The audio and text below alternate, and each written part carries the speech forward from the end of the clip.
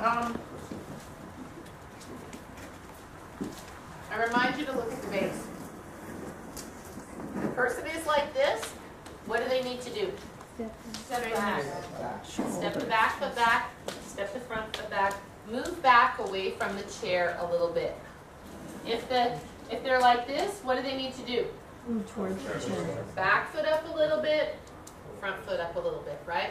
So the base is always important, related to where the torso is too. Why was it bad that you were back? Because you look really nice. Yeah. You look like you were doing it in a standing position like that. Right, Like you- great. That's like Yeah, that was the yeah. way So I you know would that like looks to look. really good on me. Yes. This is how it would look on somebody else. Okay. Right? They're up high enough that they have to be on this chair. Their back is going to do this. Their Okay. shoulders are going to come up. Do I teach a practice where we push this forward? Shoulders down? Yes. Yeah. What am I doing right now? Piano.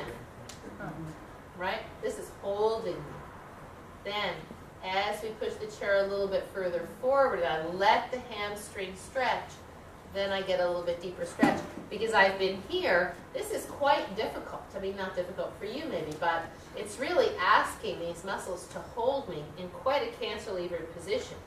So then, when I let the body weight come forward, that Golgi tendon organ says, oh yeah, okay, you can let this go. Now we're safe. Does that make sense? Yeah. So, so how did that feel? Hard? Part of it, a little bit. Part of it. It's a lot of stuff. Yeah. Lori? No, I was just going to say that we were so focused on the technical part, we didn't have the breathing. So we said, next time we're going to have the breathing. Right. Yeah. Right. And hopefully you do use the instructions. Bend the knees, inhale. Yeah, that's what we did. Exhale, hinge at the hips and step back. And even if they just get that much, and then during this they're kind of wacky in their breathing, and then you get to the breath rhythm along here, Yeah. then that's a good thing too. Could you quickly do it again, but with facing the front of the chair? Right. The part where you're going back and coming down all at one time? And actually I don't. You don't, okay. I always do here. Bend the knees, hinge at the hips, hands down, foot back. Ah, okay. Yeah, and that's what Christy was reminding me of, because I did it kind of the lazy way or the intermediate way, which is to say bend the knees. We're doing the Vinyasa practice. Bend the knees, step the foot back, right?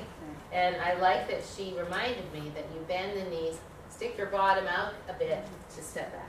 Because if I'm going to walk backwards, right? I'm going to go walk backwards down this room. Do I walk back like this? Hopefully Or not. do I walk like this? Right? When when I do my hill walk, I lean forward when I walk down. I don't lean back like this down the hill, right? Does that make sense?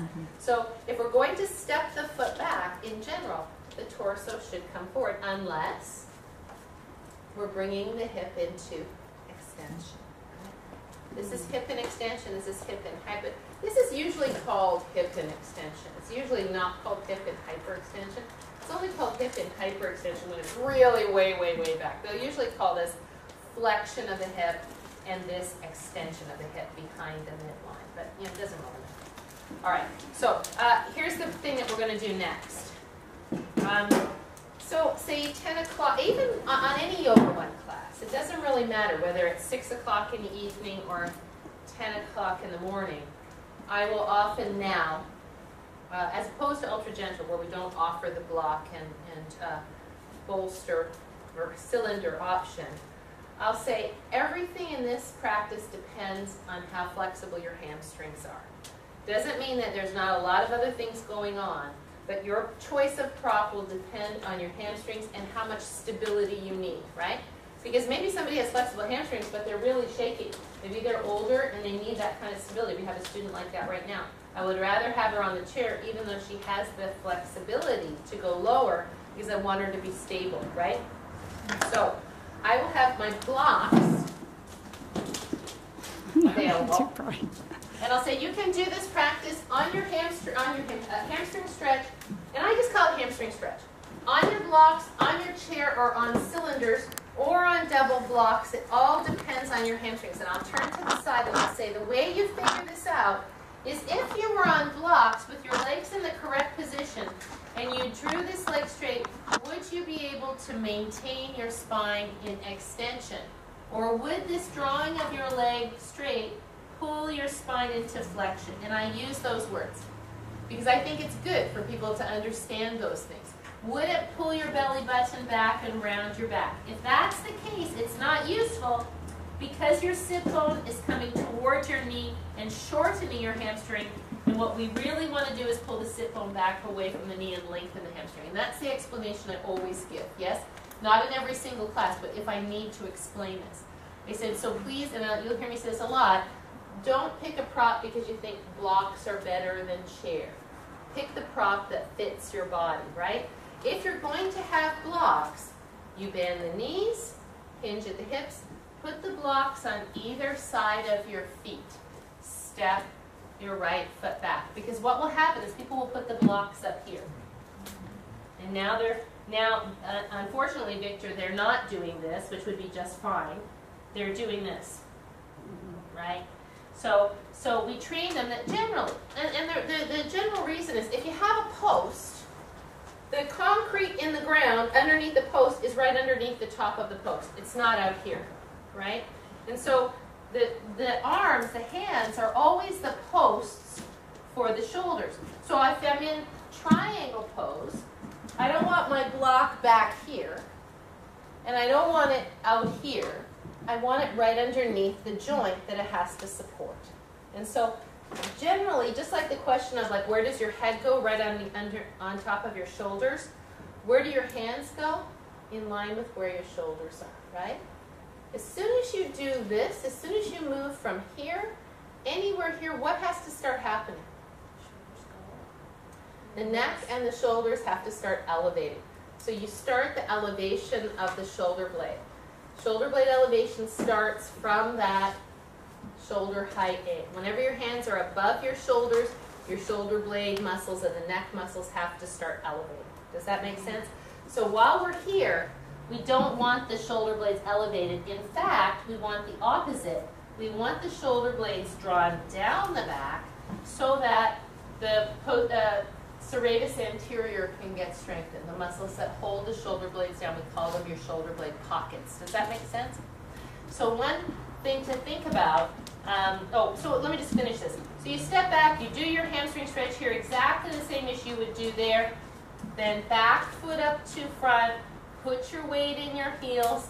If you're on the blocks, we're going to assume your back is strong enough to come up, right? Otherwise, you'd probably be on a chair. If your back feels safe, arms to the side, push with the heels. Pull your drawers in as you take your arms up. Feel the shoulder blades release and the chest open, right? So that's just one way to say it, and kind of gives you the overview. Can you do, Anthony, can you just do Parshvottanasana with your foot forward? Doesn't matter which one. So one way to look at this as you teach this and as you do it in your own practice is that the energy is moving over the back of the body. It's like a river washing, right? So go ahead, round your back and hump your shoulders. Can you see all the energy going down into the hands? You can just see that, right? So it's like this. Energy flows down into the heel. Then the front of the leg lifts. The bottom of the body pulls forward and we go down. Does that make sense, everybody? So we want people to establish this because 99% of people, if you ask them to bend forward, will put their spine in flexion. And we're trying to teach people not to put their spines in flexion when they bend forward. Does that make sense? Yeah? Now, here's the last thing I want to say. When we do get flexible people in here, and a lot of them, because they're so nice, and I appreciate that, are trying to follow the direction.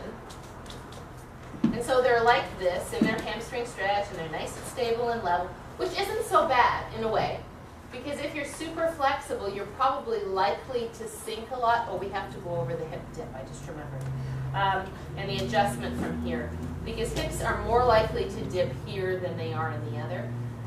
But if they're flexible enough and they can maintain their spine in extension, do they need to have their hands on their blocks? No, because the side waist is extended. So is this a valid position? Mm-hmm. Absolutely. Yes? Is this a valid position? Mm-hmm. Yes. If my arms were forward and it pulled me like this, that wouldn't be as useful, would it? Right. So the height of blocks when you're flexible can vary. I don't like people to have aparigraha, greediness. So like the first stretch, you have to go to your deepest pose, right? It doesn't hurt to have your hands a little higher when you're warming up. It's intelligent. Every athlete doesn't go charge for the basket when they first walk on the court. They do a little warm-up, hopefully. I mean, a real athlete, not a weekend warrior. No, who gets hurt? The weekend warriors, right? Okay, so let me just show you a hip dip really quickly.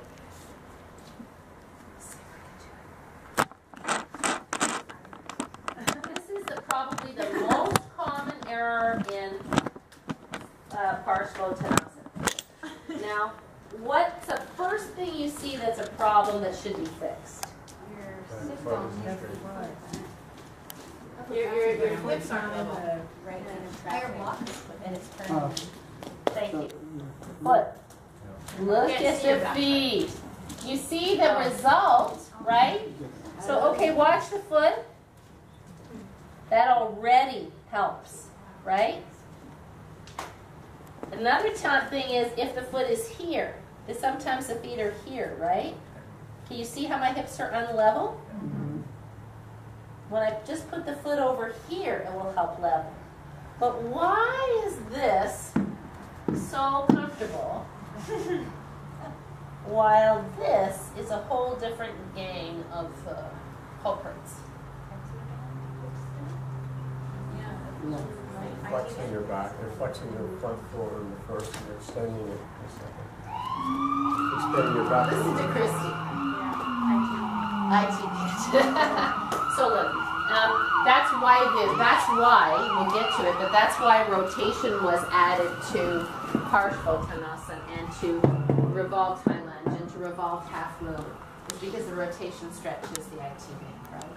So you get all kinds of people who are super flexible here. I mean, I could really feel that pull right here at the inside sit bone. But they're not so flexible here, right? The IT band, the TFL, the whole vastus lateralis, this outside quad dense. So what happens is they go like this, and this is a way to avoid stretching that. So let's just take a quick look at your book, your concise book of muscle. That's for me. I have all the weapons. I didn't even have it marked. I just opened it to that. Oh my. Page number? 144. So do you see your IT band? Right? So it goes all the way from the middle of the pelvis, down the outside of the leg, over the outside of the humerus, and back into the outside of the tibia, right? So, when you turn the page to 146, you see how wide that band is? Pretty wide, huh? And you see the TFL, which is right beside it, the little muscle next to it, right? Also gets very, very tight, particularly when we sit a lot or when we play a sport that involves crouching. Tennis players have chronically tight TFLs, yeah? So, if you think about how that starts at the top of the hip and goes down to the knee, and you just think about movement, right? If I go like this, which way is the IT band going? The top of the IT band is going toward the bottom of the IT band. When I keep this knee stable and I pull this hip back, then this IT band has to go a longer distance and the outside of the quad has to stretch more as opposed to here where it doesn't. Does that make sense? Yeah? So you'll see when people do and you've heard me say this in class, God willing, I can always tell when people are, and you know what's interesting is tight IT bands often go with weak outer hips, right? Because what do the outer hips do? abduction, right? So they pull the legs from adduction into to out, right? So if this is chronically going in, right, because it's short, this isn't doing this either, right? So I'll see people doing this, right? So now the hip isn't pulling back to keep the knee open, and the hip is falling in, so we're not getting hip strength, and we're not getting IT band and outer quad strength. Does that make sense? Yeah? And that's what makes that Vinyasa practice probably one of the best things we do, provided you don't have a current package. Does that make sense, everybody? So, is that the IT band a ligament? it is a ligament because it connects to the pelvic bone, but it's also connected to the top of the glute. So you could call it tendinous at the top, but it's considered to be a ligament, a linking bone to bone. Yeah, and can you stretch your IT band? A little. Yeah. A little, right? And one of the main ways you stretch it is to hydrate the muscles underneath it. So that's why all of these poses are so great, because the muscles are getting blood flow, they're getting warmth, yeah? And that blood flow is absorbed a little bit by the IT band. IT band doesn't get much blood flow itself, but there's blood flowing around, there's warm fluid around. And so when you stretch all of this, it tends to pull this with it. Does that make sense? That's why you roll, right? To kind of bring blood flow there and soften things up. Yeah. How do you know the difference between your gluteus medius and your IT band? I mean, I know it's gluteus medius is higher. Gluteus medius is on the side here. IT band is up, over, and down. So it's over your gluteus medius. It's up the top, up over the gluteus maximus, and then down the side. Should we bring up Mr. Boney maybe next time? All right, we can go into that. But let me show you the cure for hip dip. So somebody's like this, right? And I think that even guys can do this adjustment, right? It's just pulling that around. So Alice, why don't you come and do hip dip? I wonder why I picked you. Some of you have had to work harder than others to get rid of hip dip. Can you turn your butt to the audience, please? And do a big hip dip for us. You'll have to think about it now because you've been working hard not to hip dip. So go ahead when you're ready. Ah, yeah, there. Even more.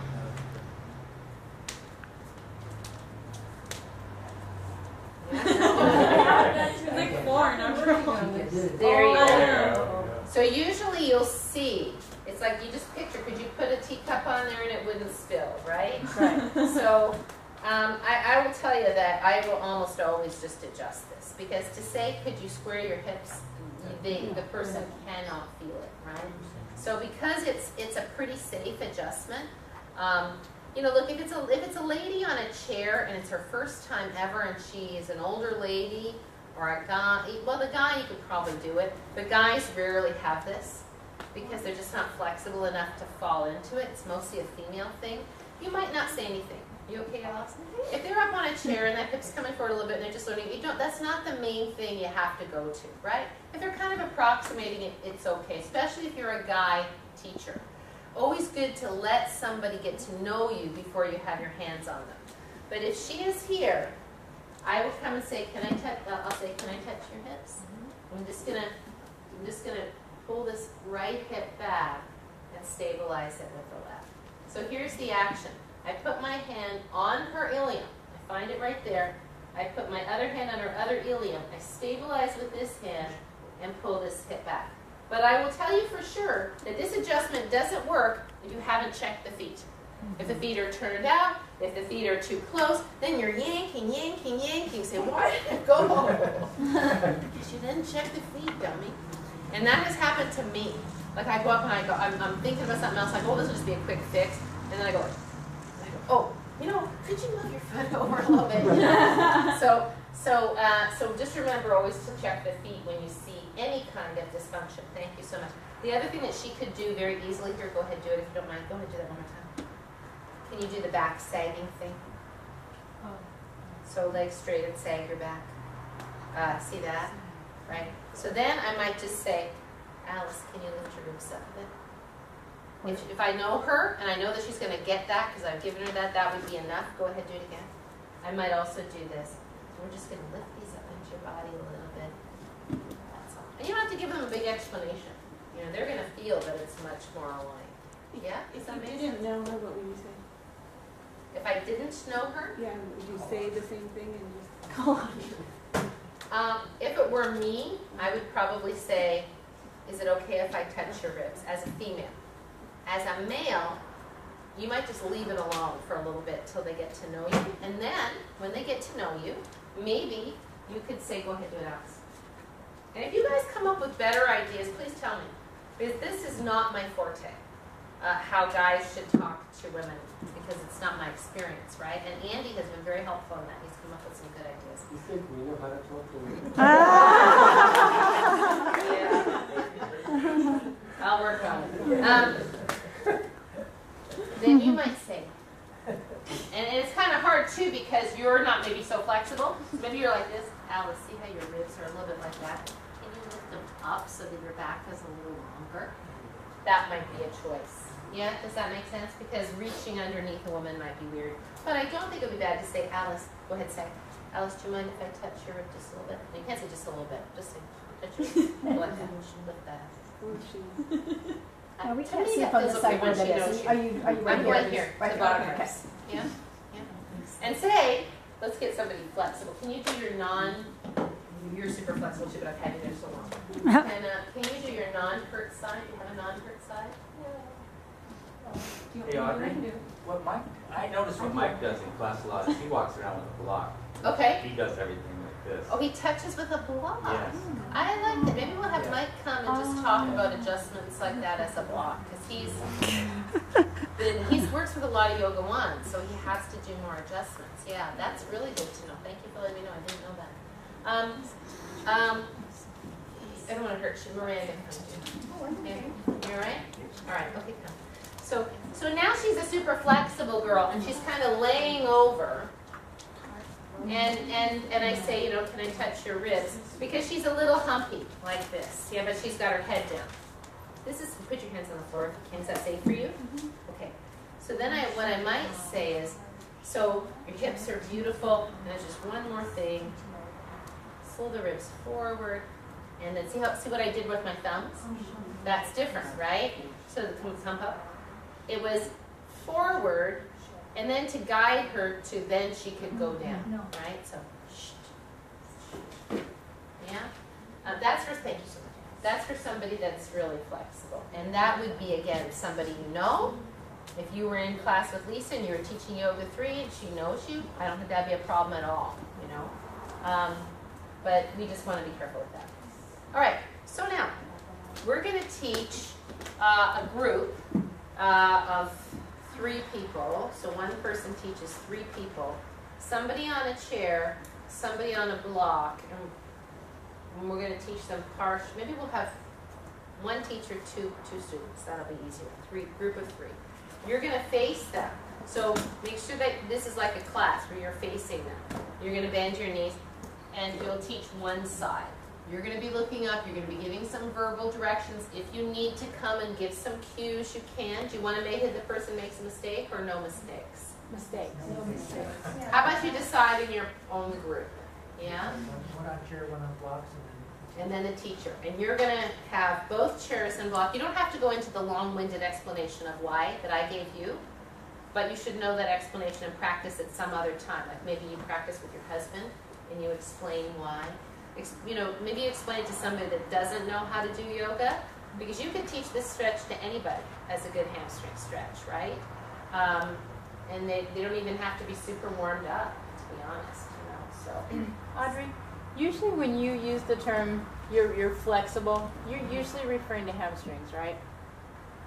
I mean, as the biggest, it seems like to me anyway. Usually when you say, oh, you're pretty flexible. I should be more specific if I do. If I say, if your hamstrings are pretty flexible, if your hamstrings and hips are pretty flexible, because we don't want to label somebody flexible or not so flexible. You know? Okay. But I've also come to the place where it's kind of realistic. Look, if you're a 6'2" guy and you've never done yoga before, you know you're not super flexible, you know. So I don't think anybody feels offended. But if you know you're not super flexible, then let's make sure that you use a profit sign. But my question is, when you're saying that term, oh, you're pretty flexible, you're usually referring to their Do I say that? hamstrings. Yeah. Like when you picked her, for example. I shouldn't really say that. No, Yeah, no, like when you said, oh, she's flexible. Well, because we're talking about she's hamstrings. overall flexible though. But, She's overall flexible. okay. Yeah. But I would just say if I did that, then that wasn't good. Because in general, we shouldn't label people flexible. Oh, you're flexible, like that's somehow good, and you're not flexible, that's somehow not good. But again, it goes to like context, I think. It's not a problem. Does that make sense? Mhm. Yeah. I've heard her say it, like, if you're more flexible, you might be able to do this with a block, Okay. something like that. Yeah, if you're more specific, I think that's a good point. If your hamstrings, your hips and hamstrings are pretty flexible, then you know coming a little lower on a block might be okay. But generally, we try to teach everybody up high, you know, and then work them down, so they already kind of know. But let's just do that, okay? Because it's getting late. So how about you teach Parshvottanasana to the group with 3 people, and maybe only 2 people teach. Over split it. And let me show you a common error in this that I see all the time. Wow. Why are the blocks back so far? Because Your legs are. No, sorry. Why is the leg back so far? So they can go Their down. block hamstrings are not as. This wouldn't feel good, right? So somebody's like this, and instead of stepping their foot back, they take their blocks back. Then, or they haven't placed their blocks right to begin with. They've placed their blocks here with their foot through, and they feel like this. So they step back till they can get their spine long, right? I see that in revolved triangle all the time. People have their block back here, and they're so split so they can get their spine extended. If they just move their block up, they would be able to extend their spine with their legs straight. Does that make sense? So in general, you know, again, it goes to torso length. If you have a really, really short torso and you're going to be like this, then maybe you need to step your leg back a little bit more to feel balanced. You know, it doesn't look quite the same on my body. Victor made a good point about arm length. And so, in general, unless we're super flexible in the hamstrings and we're going to lower, the shoulders are relatively level with the hips. And that's important in poses like this in particular, where this is different. This is different than this. It's a different deal, right? It's not like this is better because my hands are on the floor. It's different. So then the question is, if your arms are so long that being like this pushes your shoulders up, which is possible, what should you do with your arms? Flex your elbows. Stand your elbows just a little bit. Yeah? So then you can be here. Because if you lower your blocks and it makes your spine go like this, then that's not good, right? If your arms are a little shorter, then you can come on fists, you can come on fingertips, or you can raise your props by doubling the block or using a cylinder or a cylinder under a block. Those are all good choices. In general, it's kind of good to use blocks this way going forward and back as opposed to this way, right? So we put the blocks this way, not this way. Does that make sense? In general, that this gives more surface area so it's a little more stable. Yeah? All right, good. That sounds kind of good. All right, so part of your homework will be to practice teaching Parshvottanasana in all of its variations. And think about somebody who's old, think about somebody who's tall, think about somebody who's not so flexible, think about somebody who has a back issue, think about somebody who is super flexible, and all of those variations. So with your partner, go through all of those and see what, and talk about it. What would you change to make all of those things work? Does that make sense? Yeah? Okay, let's take a little break, and then we're going to practice teaching the Vinyasa. About sequencing right now. So we're just going to do this practice because I want you to learn how to teach this. Because I honestly do think this is a great choice for Yoga 1 and Yoga 1-2 to warm up. I really think of half sun salutations as a Yoga 3 practice. Because if you don't have the flexibility to come forward with relatively soft knees here, and you have to be like this just to do it, You would be better to be working on your flexibility like this and working on your strength like this than kind of approximating this. Does that make sense? And all of those rules can always change. You know, nothing is a hard and fast rule. I generally tell people in Yoga 1, if we're doing this, and this would not be my opening sequence, to have the blocks available in case they need them. And it becomes pretty apparent what they would need them for, right? What they would need them because they can't reach the floor. Yeah. If the person is injured, I would already have talked about having a block there. I might have a chair in front if there was a problem, right? Okay, so let's look down at our feet and see that the inner edges of the feet are parallel and at 3 or 4 inches apart, 2 to 4 inches apart. All right. So rolling the shoulders back and down, standing up tall, let's bend the knees. Inhale, let's step the left foot back. Exhale, good. Now if you would look down and see that your left foot is in the left lane, so it's not in the middle lane. Usually, now what I've been saying lately is since we're facing that way, I'll usually say 1 to 2, I'll say 2 of these floorboards between your 2 feet, because that's kind of about right. It's a little bit wider, maybe, than you would be standing in mountain pose. Why? Yeah, it gives a little more space for the hips, right? Okay, so here we are. Bending the right knee, but not past your ankle. Let's bring our hands to our sacrum and have the knuckles on the sacrum and the palms of the hands facing back behind us. In this position, throw your ribs forward, arch your back. This is where you don't want to be. Lift your pubic bone up, pull your sternum down. Now I might have done that first. That might have been kind of a good idea. And feel that although this could be a back bend, we're resisting the idea of a back bend and as much as possible trying to keep the spine in mountain pose. Sweep the left arm to the side, inhaling, arm all the way up beside your ear or temple. Exhale, take your hips back, come halfway forward with your spine. Breathe in here, breathe out, allow the spine to waterfall down, hand on the floor or on the block if the floor is hard to reach. Taking a slow breath here. On your next inhale, sweep your left arm forward, thumb up. Push with your strong right leg and hip to right the torso. And exhale, turn your head toward the window. Left arm comes all the way back to its starting point. Again, breathing in, left arm sweeps to the side and up. Our hips go back to bring the torso forward. Don't forget to bend that right knee. Slow breath in, long breath out. Stretch out the toes. You have 3 points on the floor now. So let the head hang, just relax. As you're ready, reach your tailbone out the back side. Pull your chest forward away from it. Sweep forward. Inhale all the way up to standing. Feel your balance without looking forward, turning the head to the side as the arm comes down. Once more, please. Breathing in, breathing out, hips back. Breathing in, exhaling, feeling the hips still coming back. Now let's let both hands come down. Right knee is still bent, head is hanging. Notice if your right hip is moving towards your armpit and instead pull it back toward the wall behind you till you feel the stretch in the outer right hip, the IT band. Now let's replace the right hand on the sacrum. And as you're ready, long back, no round backs, tailbone back, beautiful extended spine all the way up.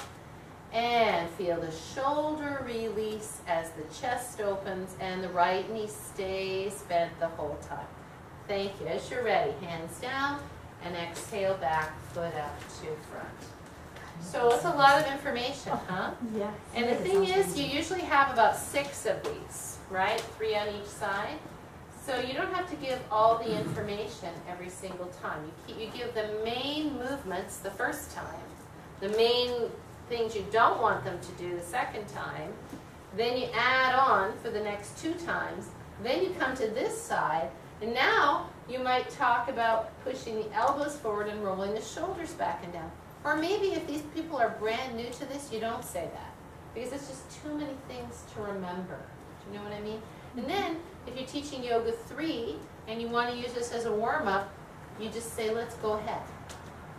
Because by then, you're just cueing. Breathe in, arm comes up, breathe out, hinge at hips, breathe in, waterfall down, extend the spine, come all the way up, exhale, turn your head. I mean, that is if you know, everybody in there knows it. Because why pester? You know, if you see that they're doing something that you're not thrilled with, then you can, you know, call out a few more things. You'll notice that I did it the first 2 times, right? The second time I didn't.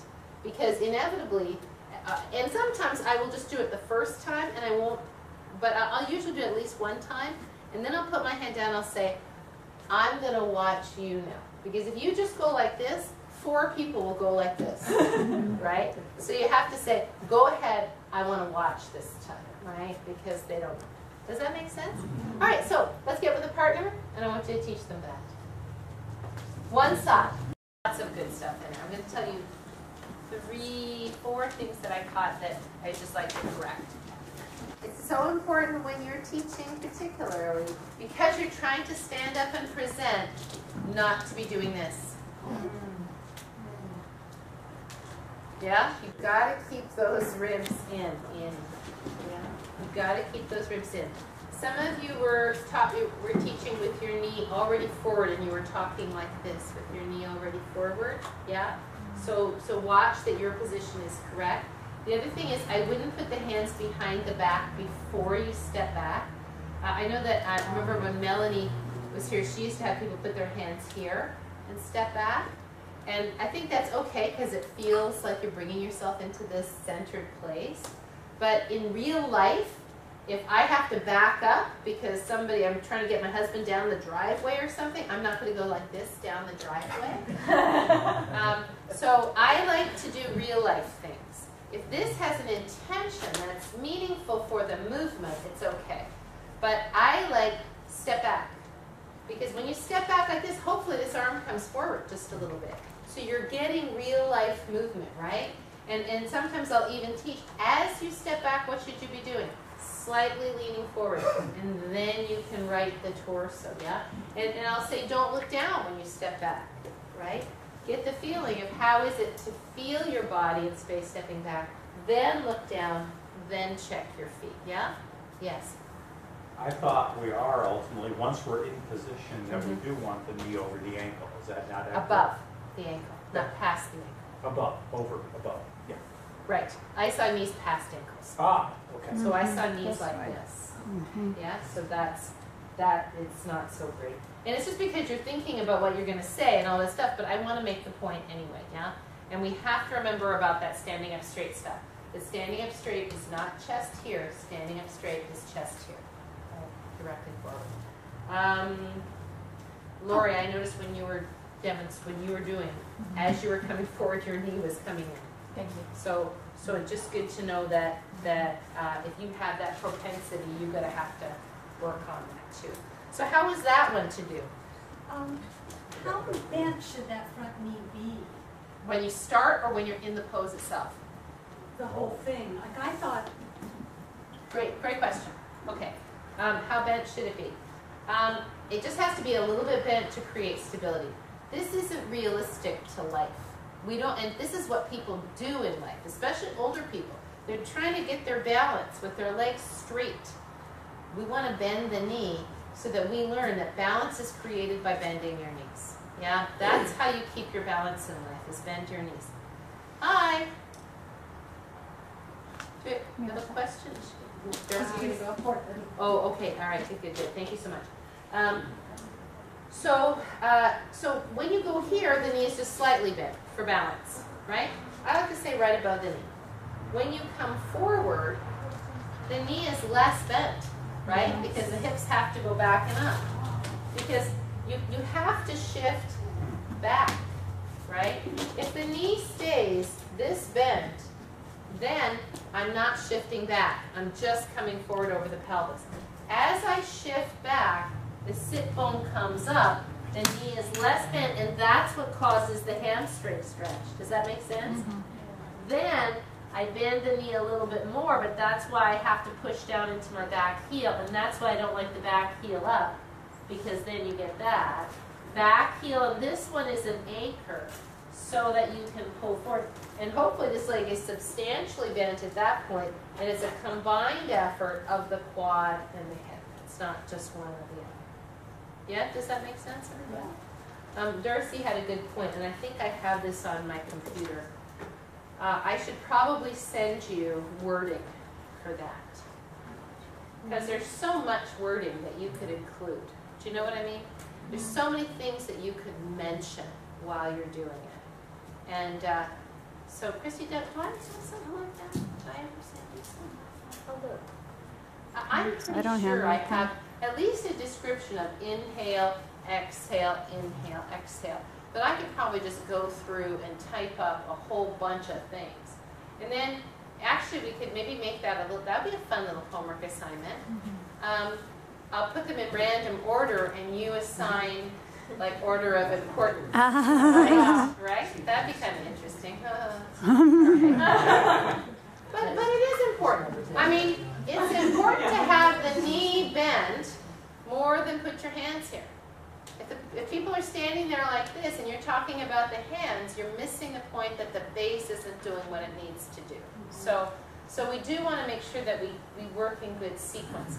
And we describe this, we describe the gross motor movement before we talk about make sure your lower belly is lifting into your spine. If you say that the very first time, it's probably not the most important go-round, right? Even if it's people that you know.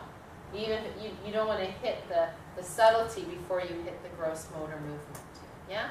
So why is this pose so good? Because it does so many things. This introduces the element of extension into this, right? In Parsvottanasana, you only have flexion of the hip. You have a little mild extension as you stand up right here and here, but just mostly here. This is inflection, sorry. You have a little bit of extension here, but this introduces this in a very safe way with the hip square.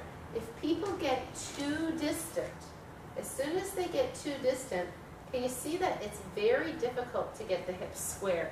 And if I do get my hips square, let me see if I can, because I can get my heel down. Can you see this? It's not great. Watch the difference. A lot more space here. Because that step back pushes this ilium so far forward that there's really no way to get good elevation here off the thigh. This is now in a back bend too, right? So this is the realm of crescent pose, not the Vinyasa stance. Does that make sense? We don't want to go that far back in the Vinyasa stance, nor do we really want to in crescent pose. When we get to a big, deep crescent pose, that's a little bit different. Okay, so why this is good? Number one, the base. If this back foot is turned out, it's much more stable, right? What do people do when they come here? They turn that back foot out, it's stable, yay, great. But then they have to turn their spine to come forward, so that's not so great. As soon as I go like this, it decreases my balance, right? Now I can't just rely on the outer legs. If I just rely on the outer legs, whoa, right? So I've got to ground now through the adductors to slightly rotate the thighs in. They can't just fall out like that. So it balances the hips and the legs. In this practice in Ardha Shalabhasana, my understanding, I didn't know him, were Krishnamacharya's two favorite practices. And I think he knew a little bit. So I mean, not everything. In some of those pictures you just want to squirm, but I think that's a good reason. Okay, so when the hands are on the sacrum and they push forward and the elbows come forward and we roll the shoulders back, we get a stretch here in pectoralis minor and we get stabilization of the scapula. But we have to remember that anything that pushes forward from the back will tend to push something in the front forward. So then we need to pull those two together. And I think this is a great place to practice that too. Because we're talking about not being like this. But then we step like this and everybody's standing like this, right? So if we can practice bringing these two together, we start to understand that we don't have to fall into gravity, right? This is falling into gravity. My back rib's coming down, which throws my front pelvis forward. So this part is about what? Keeping your 13 inches. What did I just add? The arm and the breath. Oh, the side stretch. The breath, right? So expanding the ribs to breathe and Shoulder. opening the chest, right? So from here, the scapula stabilizes. Here it's slightly winged out. The scapula stabilizes, serratus anterior engages. Arm comes to the side to open the chest. And I know we haven't talked about glenohumeral rhythm yet, but we will. Just knowing that palm up keeps the chest open, right? Thumb up, different. Thumb forward, not good. So just for now, I'll often say, hold a flour tortilla in your hand or hold a pizza in your hand and even open your fingers because we forget to open our fingers at all. You know, I come around some of you and open your fingers, right? We're here to get those hands open because we do so much of this. The other thing is to remember that the arm doesn't come back, right? It sweeps directly to the side. And if the person has a shoulder issue, particularly supraspinatus issue, then the arm can come slightly forward. If they can't take their arm to the side at all, they got a shoulder issue, they can do this. And if they can't take their arm up at all, they can do this. And that's very unusual in your classes. I get that in my cancer class a lot where people have had breast surgeries. And we hardly ever do this anyway. We do it sometimes as a strengthener. So, all right. So the chest opens as we breathe in. When we hinge at the hips, what's going on now? Extension of the spine. Extension of the spine. Great. What else? Your exhale. Engagement of the hip, right? Because if my hamstring and my hip don't do something, I'm just going to fall forward, right? So my quadricep is contracting and my hamstring is catching me, and just this position, as opposed to this, is stretching the IT band and the outer hips, right? Because as you pull them back, all of this gets stretched and strengthened at the same time. That's what's so cool. Eccentric contraction can be a stretch in this situation, right? So I'm coming here, I'm stretching my hamstrings, then I come down. What's the main stretch going on in that coming down? Hamstring. Hamstring, right? So now as I come down and I let the spine go, the back moves into flexion, right? I'm not actively flexing, but people's back will flex. Does that make sense? Yeah? So now you've relieved the extension and the hyperextension that were happening when you were standing up. As I push forward and reach forward, what's going on? What's concentrically contracting? Hamstring's getting strong, hip is getting strong, and my spinal erector muscles are pulling me up. Yeah? We'll go a little bit more into strengthening and stretching the back. But if you've ever seen in a gym, they have those things like we have in there, and you hang over like this with both hips, and you see guys going like this, you know. So they're trying to strengthen their lower back muscles, right? Which in a lot of cases is good because a lot of men don't have very much lumbar curve at all. Why? Because their hamstrings are so short. My husband's one of them. He has very little lumbar curve because his hamstrings have pulled his butt under for so long, right? So if you see him trying to do any kind of spinal extension, it's very difficult for him with those tight hamstrings. So this, moving from a flexed position into spinal extension is huge, very hard for a lot of people just to get this up. They start to come up like this, right?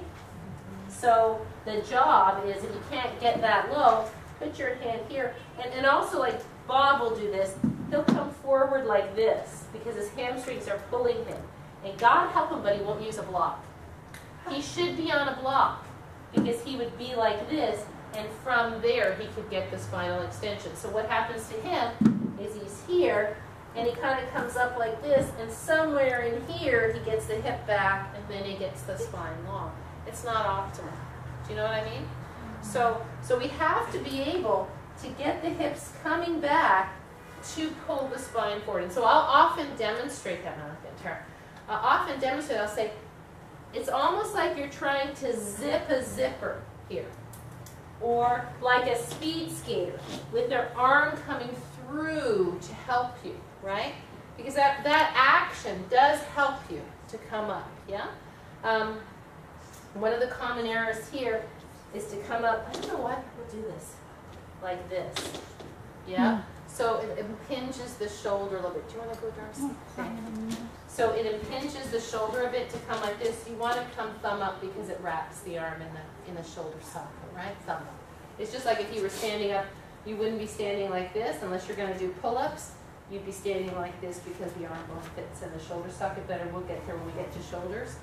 So ask them, keep working on them to extend the spine, come on all the way up, and then exhale, same thing, arm to the side, chest open. And the reason you turn your head, beside feeling your balance to, without looking forward, which is big, is stretching the side of the neck, the scalene muscles, right? So there's a lot going on in this one, yeah.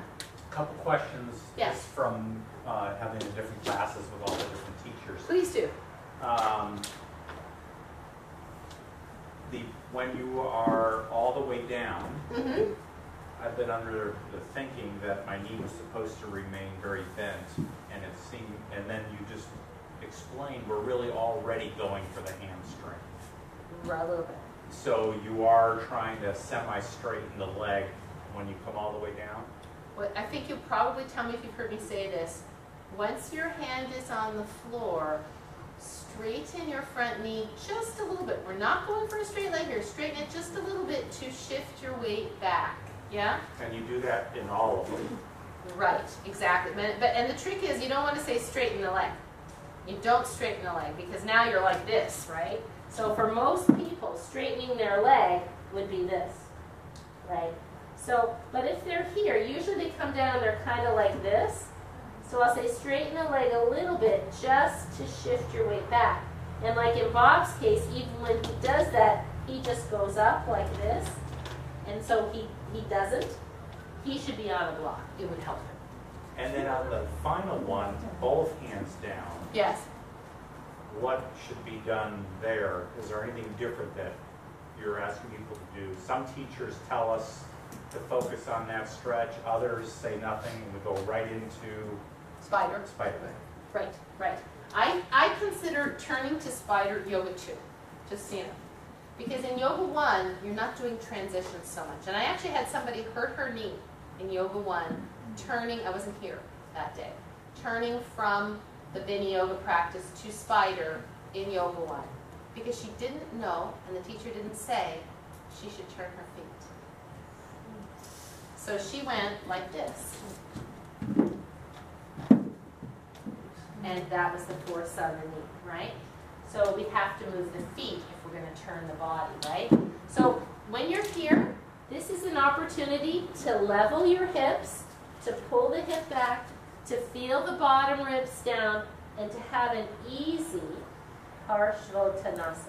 This is an easy, passive Parshvottanasana. That's why I consider it a warm-up for the right people. For some people, like in our cancer class, that's the culminating pose if we do that. That's the hardest thing we're going to do that day, and we would be massively warmed up for it, and they'll be exhausted afterwards. So, does that make sense? Yeah? Okay. So let's talk about some common errors in this. The number one common error is foot turned out, or not far enough away, or in the middle lane, right? So either the foot is turned out in the back, or it's too crossed behind, or it's too close. And you got to think about this in every single pose in terms of spinal extension. If I want to extend my spine as I come forward and my feet are like this, look how much spine has to go out there, right? As soon as I step my foot back, it pulls my pelvis back, so I have this much more support underneath me. When I'm here, I have very little support underneath me. Does that make sense, right? So you'll see people and they haven't gotten the hang of, you know, everybody has wide-phobia in the beginning, and they're going like this, and then they're kind of like this, right? And it's not, I mean, sure, it'd be great for them to have a block, but if they just step that foot back a little bit, they'd have a lot more space in their spine, yeah? So by far, on Vinny Yoga, foot position is the #1 thing you want to check. Arm swinging, torquing, another thing, this is kind of minor, but it's still there. Playing hide the hand, that's like this. Right? So the arm, this is meant, just like in sun salutations, this is meant to open the chest. This closes the chest. So the full range of motion, just like in sun salutations, baby finger forward, palm up, fully elevate, not just decorative ballet arm. Then as you come up, fully elevate, feel the shoulder release, chest open. Yeah. Hip dip is big. Give me one sec. Hip dip is big, like this. Same adjustment. And it may be they're like this because they need to come up a little higher. Yeah, you can usually see if they're way forward like this, like Bob, then get them up on some blocks before you get this going. Yeah. When you're taking your arm up, I see a lot of people look at their arm. Are we supposed to be looking straight? Because I've always looked straight ahead. A lot of people will look. At the beginning? Yes. Yeah, it's probably because I do. So I, this is meant. You know, it's better to look straight ahead. Oh. I think I probably do that. You do. Yeah. I do what everybody else does, and I go, should I look straight ahead? That's probably something. So I'm looking at my computer. Normally, you don't really have to look. You don't have to look. I don't know why I look. Thank you for letting me know. I won't look anymore. But I look, go like this. I think it's kind of a good indicator that you're letting them know. Yeah. That's how I see it anyway. Yeah. When I first started. Take the ride, maybe the first time, yeah? Oh, here's the other thing, is that as limp arms, right? Yeah. And then this one, right? So if you only had an arm this long, you didn't have this part of your arm, you'd have this much weight leveraging your chest open, right? If you add this much arm, it's that much more weight leveraging your chest open and being supported underneath the shoulder blade and the serratus, right? So as soon as you disengage this, you have a little bit of weight from this, but you don't have the same leverage you do when you have your arm out like this. So the main thing is that the arms should be slightly bent because you get rigidity when they're locked, soft, but not limp. And I'll go a lot more into all of this arm action when we get to shoulders, because then it will apply to every single thing we do. Yeah? Okay. I was thinking of one more problem. Oh yeah, here's the problem. Here's the adjustment for the hollowing and rounding up. Maybe Lori, will you come? Do you mind? And this one pretty much I think guys can do, but you have to be careful so you do it safely. So can you turn backward? And then come and step your right foot back. And let's just hinge at the hips and put your right hand down. And now your left hand on your sacrum. Sorry, we're going to do the Vinny Yoga thing. Now step up a bit so you're not so split. That's it, good. So like here, do you see that her, and I know you're just kind of following my direction. See that her knee is kind of passing her ankle? So like for, don't, I would actually hang your head if you don't mind. I would just straighten that left leg a bit, if you can. Can you straighten the left leg a bit more? See now she's more centered, yeah? So getting wider was not going to get that knee back. She just had to straighten the leg a bit more. Now, can you do one of those round up things that people do? Go ahead all the way up. And then round, come on all the way up. Sorry? Round up. That's it? No, but then come all the way up to standing. Oh, Sorry, I see. I'm just not telling you. Yeah. And then the arm too. Right? So what they will do, she was right, I'm sorry, it's hard to do, it's hard to make a mistake when you don't normally make that mistake. So this is what people will do, right? They have their arm up. And the other thing is the head, this is in all coming up. The head, the woodchuck popping out of the hole, right? And then the arm follows, right? And so, and you can create those little images because it makes sense to people, right? They get that idea and then it's like, oh yeah, we don't want to be the woodchuck popping their head out of the hole, right? So the head comes together. Can you do that again? Because I want to show the adjustment for it. Okay, so I'm like this. You're round, you're hanging out, you're going to come up in a sack. Okay. Go a little less wide, that's a little too wide for me. Because see how her hip was off? Put your hand on the floor. Good. Now you're going to start rounding up. Watch. Go ahead. Now come up. So that's what I do. Sometimes, that's if I feel like the person's pretty stable. Sometimes if they're unstable, I'll go like this. And I'll say, go ahead, you're going to do it wrong again. You're doing so great, don't worry. I'm not being very descriptive. So I'll say before she goes, I'll say, Lori, I'm going to put my hand on your back for this one. I just want to help you come up a little differently so you don't ask. So I might put my hand here, go ahead, and I put my hand on her shoulder. Oh yeah, that's very helpful. Yeah? That's very helpful. So it just depends. If it looks like it's going to be easy, all she's going to need is that hand flat on her back. She's going to come up, and I might say keep coming up. Can you do it again? So hand right at the base of the bra line at the T12 L1 juncture.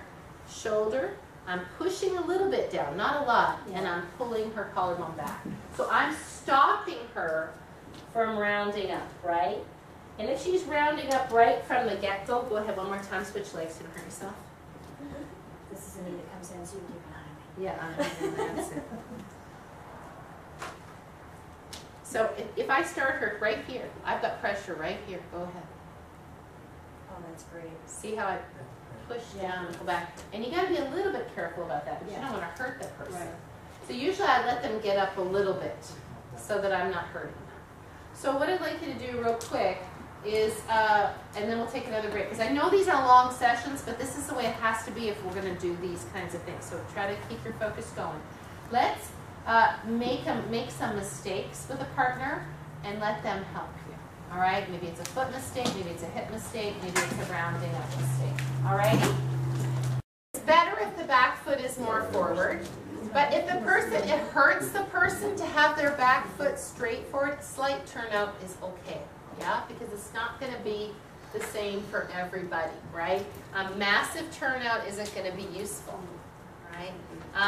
Some people have knee issues or some kind of issue, but I mean, I just have never really had somebody do the pose like this and say, oh yeah, that's okay. Because usually they can approximate it in some way. And if they can't, maybe their hips are a little bit too tight to be doing this practice. And maybe the next time they're in class, I'll do something else like Parshvottanasana and then revolve triangle so that we can work on getting that hip a little more open. Does that make sense? Mm-hmm. Any feedback on that? Particular questions on that? I find that if the foot is completely straight, because I have a tendency to pronate, if I put it completely straight, it seems like it places more pressure on my knee than if I have it a tiny bit out. Me too. Yeah. But I sprained my ankle a dozen times. It's strained your ankle? Sprained it. Sprained it a dozen times. Okay. Okay. So again, tiny bit is one thing. All like to me, I guess I when it isn't like if it's a completely collapsed arch, unable to to me this thing would give you more ability because you could work with your hip to work back into your heel to lift out of the pronation. But if it feels like that's just hurting your knee, then turn the back foot out just a little bit. Like 100% straight, if it pronates and doesn't feel good, then maybe slightly out. Does that make sense? It feels more stable when it's out just a little bit. Right. And I personally try to decrease that as much as I can for me. It doesn't hurt me. As soon as I do this, I'm doing something completely different, really. You know? Now I'm not engaging down that inner leg. That inner leg is basically useless now. It's slack, right? So here, now I have to engage that inner leg. So if you can turn the foot straight, it's a whole different animal than turning the foot out. It gives a different result. All right. So that will be a good one to practice, right? There's a lot of practicing in that. What I'd like to do now is go to half sun salutations and talk about that because it's a big thing. So let's take a little break and then we'll go there. The bridge is right out there.